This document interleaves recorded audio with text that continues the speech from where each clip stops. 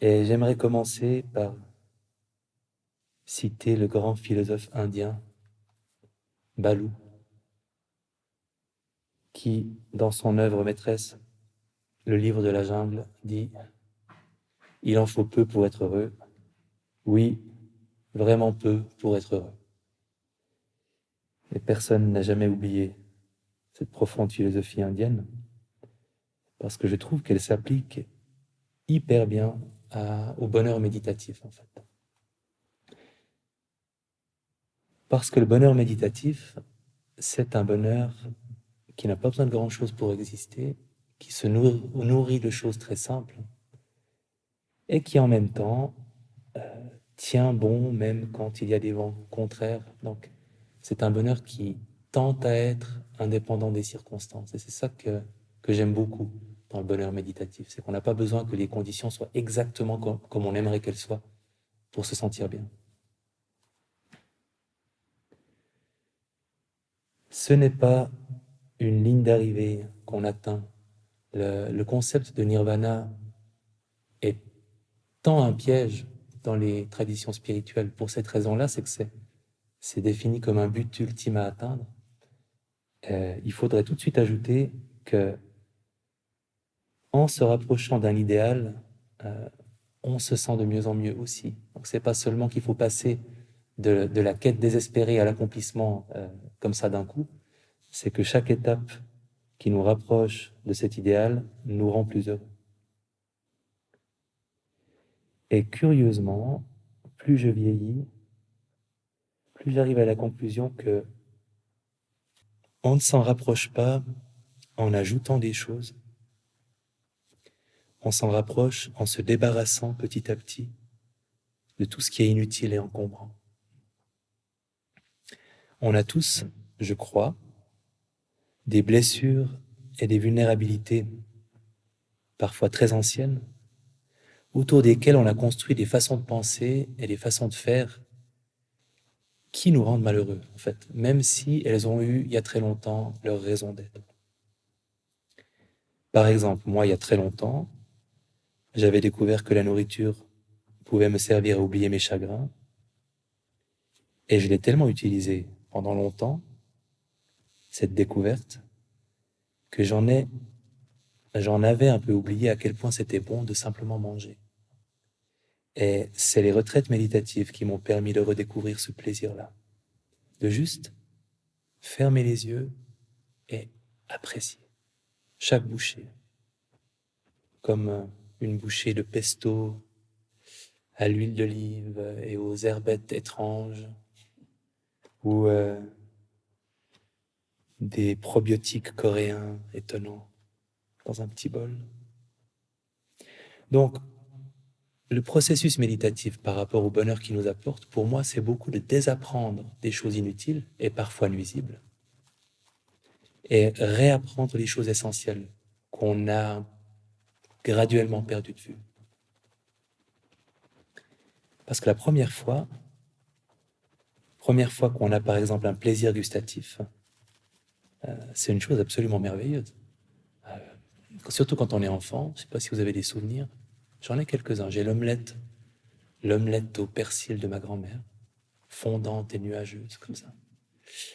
Et j'ai le souvenir de ma fille, je vous avais sûrement déjà raconté cette histoire, qui avait mangé son premier bonbon. Parce que, en tant que parent bobo, on ne lui avait pas donné de bonbons.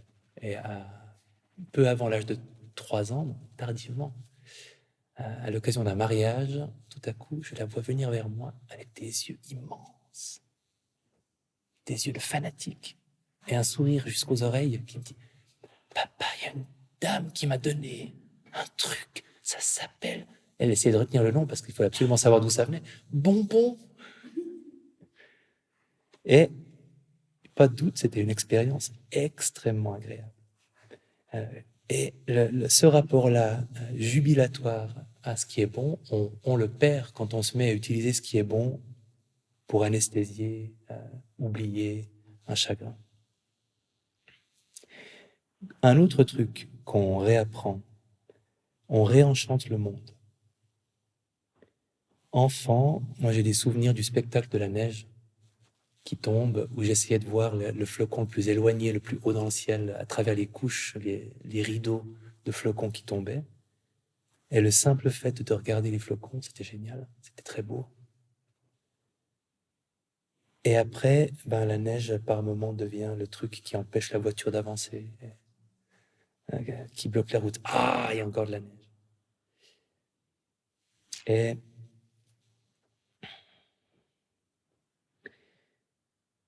ici, et vous l'aurez peut-être fait, on peut regarder les flocons tomber et reprendre contact avec cet état d'appréciation de la beauté du spectacle. On peut aussi retrouver des plaisirs encore plus simples, comme le plaisir de bouger. Tout à coup, on s'étire, on a conscience du mouvement qu'on est en train de faire et on se dit, mais qu'est-ce que c'est bon de juste s'étirer, d'avoir un corps et que ce corps puisse s'étirer et de sentir ce que je sens quand je le fais. Parfois même, je ne veux pas pousser le bouchon, mais on peut ressentir le plaisir de respirer. On est en pleine méditation centrée sur la respiration, on a une vague comme ça, on en a pleinement conscience. On se dit, mais qu'est-ce que c'est bon de respirer en fait. C'est gratuit, mais c'est bien.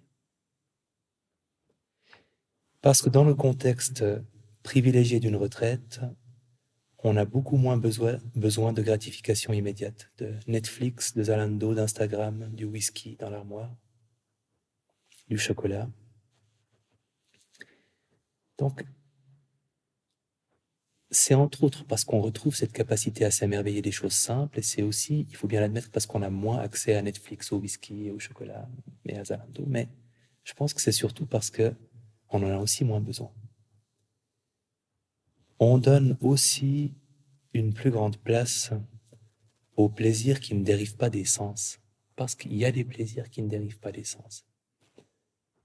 Les états agréables comme la bienveillance et tous ces cousins-cousines, le contentement, la gratitude, la compassion, la joie empathique, on les pratique, donc évidemment on en fait l'expérience quand on les pratique, mais on en fait aussi l'expérience de façon informelle quand quelqu'un nous sert à manger et qu'en fait, et c'est assez rigolo d'ailleurs parce qu'on ne peut pas dire merci parce qu'on est dans le silence, et parce qu'on ne peut pas dire merci, on est 2 fois plus obligé de ressentir la gratitude pour la personne qui nous sert. En tout cas, chez moi, c'est comme ça. Parce que le merci, je suis un...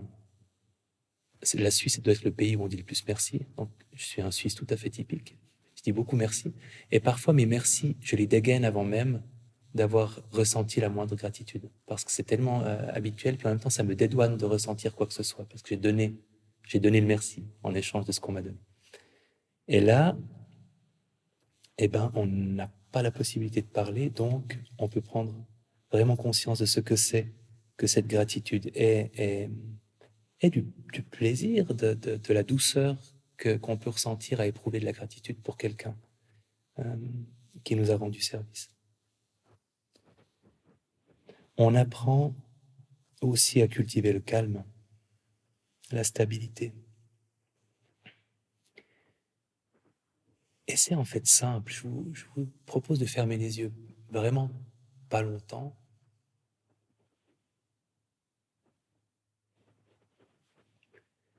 Et de prendre conscience de la respiration.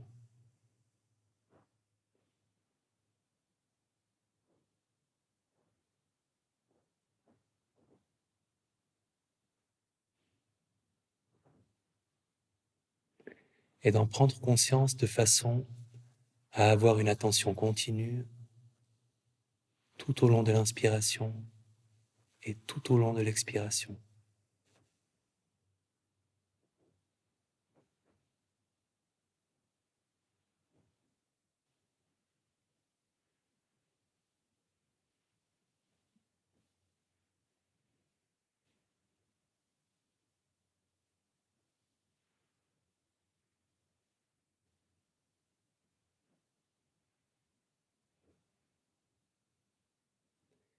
Et là, vous avez eu des moments de stabilité, des moments de calme. Si vous avez fait l'expérience, ne serait-ce que d'une inspiration, où vous aviez conscience de la sensation du début à la fin de l'inspiration, c'était un moment de stabilité, c'était un moment de calme. Souvent, on se dit qu'il faut du temps pour obtenir le calme, pour atteindre un état de calme.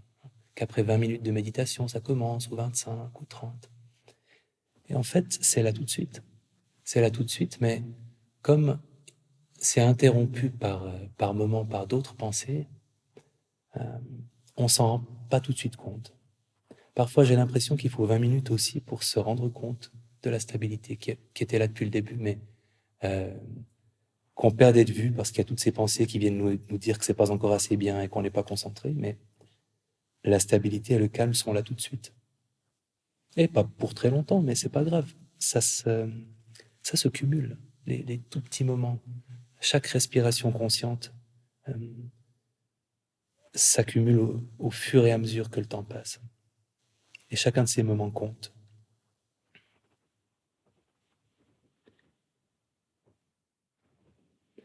En nous débarrassant des ruminations qui ont pris leurs aises au fil du temps chez nous, on apprend aussi à être de moins en moins facilement submergé par les émotions difficiles. Comme Rumi ne l'a pas tout à fait écrit dans son célèbre poème L'Auberge, traite chaque hôte honorablement, même cette colère qui casse le mobilier ou cette angoisse qui reste enfermée dans les toilettes, mais ne leur propose pas de rester une nuit de plus, parce qu'il ne faut pas exagérer non plus. Il n'a pas tout à fait dit ça, mais c'est l'esprit. Laissez les émotions nous visiter et les laisser repartir. Tout comme les yogis qui occupaient cette salle sont arrivés et sont repartis. Ainsi, les émotions arrivent et repartent. Et il faut garder toujours la porte ouverte pour être sûr qu'elles puissent repartir.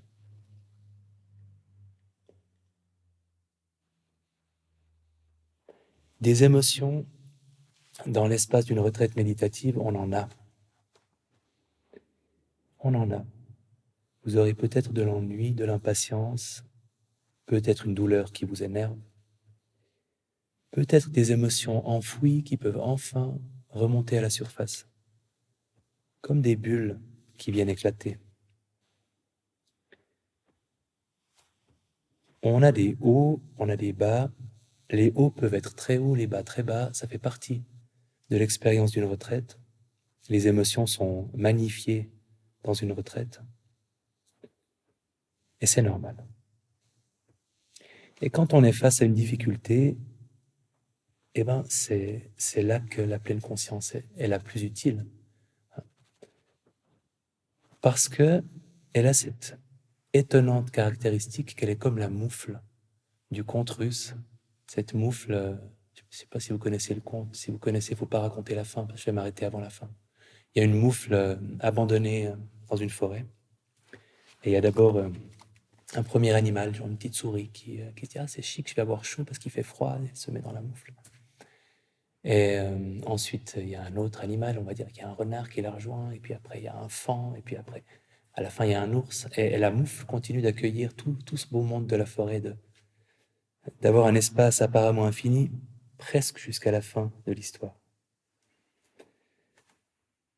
Et la pleine conscience est un peu pareil. Il y a de la place pour toutes les émotions, il y a une place infinie, mais à une certaine condition. Et là aussi, j'aimerais revenir à cette idée que c'est surtout de revenir à des qualités qu'on avait il y a longtemps et qu'on a oubliées. Pour être en pleine conscience de ce qui est difficile, il faut redevenir cet enfant qui observe quelque chose avec beaucoup d'intérêt pour la première fois. Et la sauterelle, c'est peut-être parce que j'ai les souvenirs de sauterelle, c'est toujours ce qui me vient à l'esprit, mais un enfant qui voit pour la première fois une sauterelle et qui a les yeux comme des billes, la bouche ouverte, et qui détaille cette expérience, c'est l'expérience sauterelle pour lui. Il a une curiosité infinie, il remarque des choses qu'on ne remarque même plus. Et voilà, quelques semaines plus tard, on lui dit « Ah, t'as vu, il y a nous une sauterelle ?» En s'attendant à ce que le miracle se reproduise, il dit « Ah ouais, tiens, une sauterelle. » Donc, ça se perd vite. Et nous, on cherche à reconquérir cette curiosité-là et à l'appliquer à tout, y compris, alors, pour notre plus grand plaisir, on peut l'appliquer à la neige et aux probiotiques coréens, mais on peut aussi l'appliquer à ce qui est inconfortable dans une retraite. Et quand on le fait, cette curiosité va révéler deux choses. La première, c'est que tout ce qui nous arrive est impermanent, y compris ce qui est très désagréable. Ça aussi, ça va passer.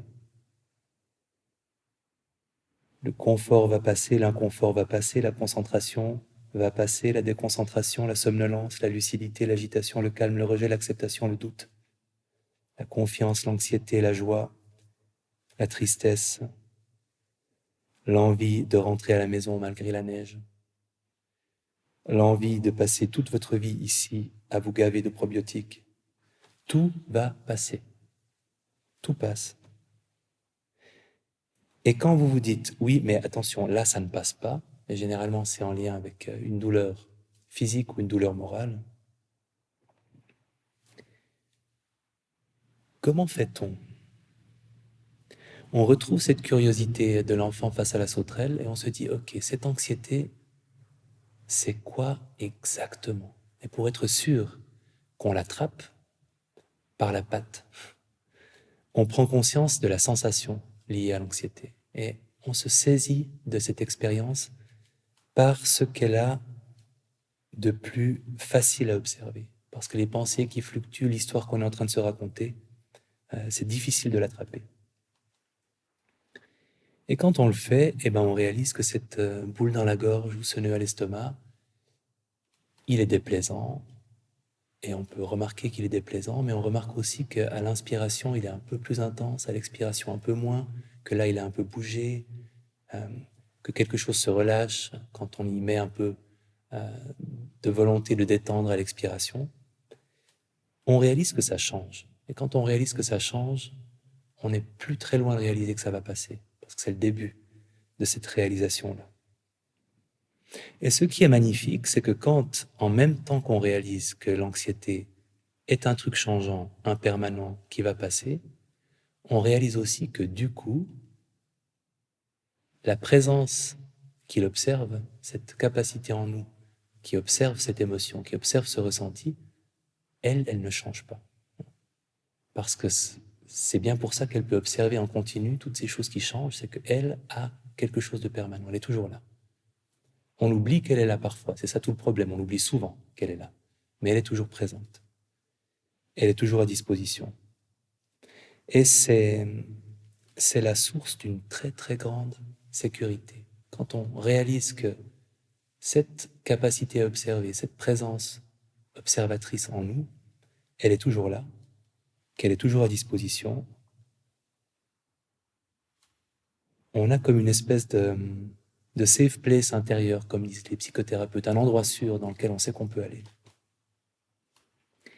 Ça, c'est un des deux aspects de révéler l'impermanence. Quand on se sent submergé par une émotion désagréable, c'est qu'on a perdu de vue qu'elle était impermanente. Et on rétablit la conscience de cette impermanence en s'intéressant aux émotions physiquement. Mais l'autre chose qui se passe quand on retrouve cette curiosité de l'enfant, c'est qu'on perçoit que ce qui nous arrive n'est pas qui nous sommes. Et j'aimerais citer à nouveau, justement d'ailleurs, et c'est pas un hasard, la petite fille gravement malade du cœur dans le documentaire à laquelle on demande mais comment ça va et qui dit mais moi ça va très bien, c'est mon cœur qui est malade. Hein. Et c'est exactement ça, c'est ce qu'elle fait quand elle fait ça. C'est extrêmement libérateur et c'est aussi presque un résumé de l'autre moitié de la pratique méditative. Il y a l'impermanence et il y a ça, la désidentification. On vit des pensées, des émotions, des sensations parfois plaisantes, parfois très déplaisantes, mais on n'a absolument pas besoin d'en faire une partie de notre identité. On peut les observer, ça nous arrive, ça passe, ça monte, ça descend, ça repart. C'est pas une partie de notre identité.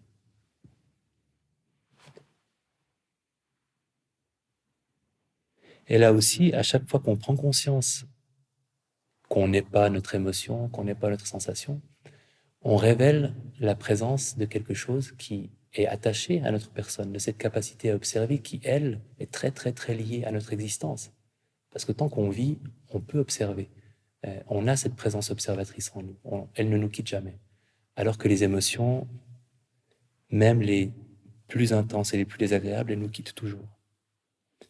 Et elles ne font pas partie de qui nous sommes, alors que cette présence-là fait indiscutablement partie de qui nous sommes, puisqu'elle sera toujours là.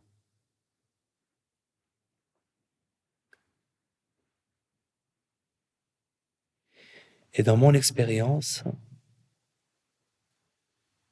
prendre conscience du corps peut nous aider à rétablir cette conscience de l'impermanence et de la désidentification. Une autre chose qu'on peut faire, c'est nommer. Mais c'est pas absolument magique. Mais quand on est mal pris, quand on est en train de se confondre avec quelque chose, qu'on a vraiment l'impression d'être cette personne anxieuse qui souffre de son anxiété, de pouvoir dire « Ah, il y a de l'anxiété ici ». Tout à coup, vous n'êtes plus l'anxiété. Vous êtes cette présence qui peut l'observer et la nommer.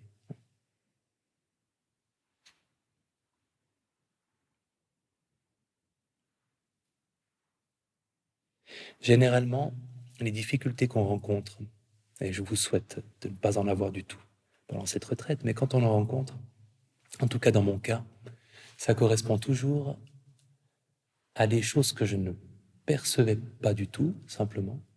Ce qui peut arriver, on vit quelque chose de désagréable, mais on ne prend pas du tout conscience exactement de ce que c'est. Ou alors que je me rendais bien compte de ce que c'était, de quelle émotion c'était, de quelle histoire je me racontais, mais où j'avais la plus grande difficulté à pas en faire quelque chose qui me concernait et à pas en faire quelque chose qui était permanent. C'est vraiment ça. Euh, si, si ça fait partie de nous, là on souffre vraiment. Et si ça redevient quelque chose qui nous traverse et qui est là, qui est là maintenant, mais qui va passer et changer, on se sent mieux. On est allégé d'une bonne partie de l'impact de l'émotion. Pas tout, mais une bonne partie. Évidemment, on a un idéal duquel on se rapproche à petits pas. Hein, c'est pas un but à atteindre, mais ça fait longtemps que j'ai plus joué au tennis, mais j'ai joué au tennis pendant une trentaine d'années, sans avoir jamais la moindre illusion d'être un jour Roger Federer, mais j'aimais avoir l'exemple de Roger Federer. Oui, je l'appelle Roger. Eh ben, c'est pareil pour la méditation, j'aime bien avoir Mae Chi Kyu. Et Mae Chi Kyu, cette nonne thaïlandaise reconnue dans sa tradition méditative comme ayant atteint l'éveil, nous décrit son expérience avec ces mots. Absolument tout est reconnu. Le corps, le ressenti, la mémoire, la pensée, la conscience, les sons, les images, les odeurs, les goûts, les sensations, les émotions, le rejet, l'avidité, la confusion, tous sont reconnus. Je les reconnais tous tels qu'ils existent, à leur état naturel. Mais quelle que soit l'intensité de mon exposition à leur présence, je suis incapable de détecter même un instant durant lequel ils auraient quelque pouvoir que ce soit sur mon cœur. Ils apparaissent, ils disparaissent. Ils sont constamment changeants. Mais la présence qui les reconnaît, elle, ne change pas un seul instant. Constante, elle n'est jamais née, jamais morte. Et ce que dit Mae Chi Kyu, alors elle dit beaucoup de choses, mais c'est exactement ce que j'ai dit un peu plus longuement avant, en mieux, en plus court. Quand elle dit que tout est reconnu, c'est déjà le signe qu'elle n'est pas dans cette illusion qu'ils font partie de qui elle est, parce qu'elle les reconnaît, elle reconnaît, tiens, la colère, c'est la colère, et la tristesse, c'est la tristesse, l'envie d'un truc, c'est l'envie d'un truc. C'est pas, ça me définit pas, euh, ça ne détermine pas ce que je vais faire, c'est quelque chose qui est là. Elle dit qu'elle les reconnaît à leur état naturel.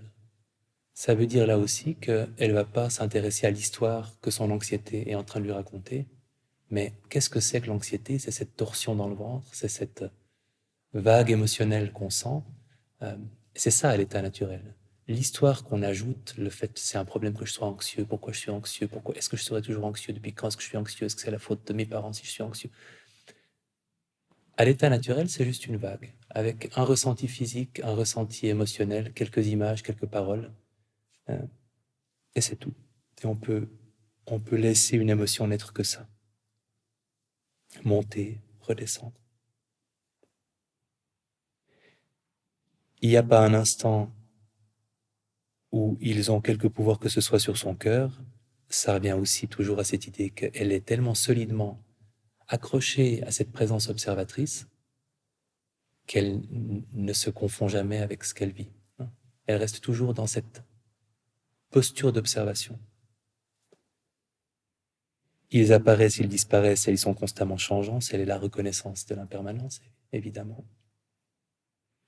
Et du coup, la présence qui les reconnaît, elle ne change pas un seul instant. Donc c'est cette sécurité qu'on peut éprouver et cette sécurité durable quand on passe souvent du temps avec cette présence en nous qui observe. Ce qu'on fait à chaque fois qu'on prend conscience d'une respiration, hein, euh, c'est pas seulement Mai Chi qui fait ça.